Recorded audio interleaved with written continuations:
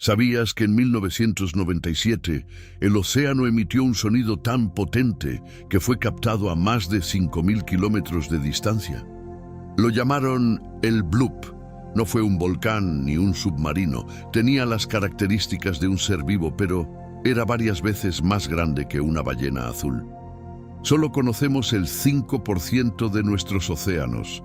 Algunos científicos creen que en las fosas más profundas habitan criaturas que desafían toda lógica biológica. El sonido nunca volvió a repetirse, pero lo más aterrador es que todavía no sabemos qué sigue ahí abajo.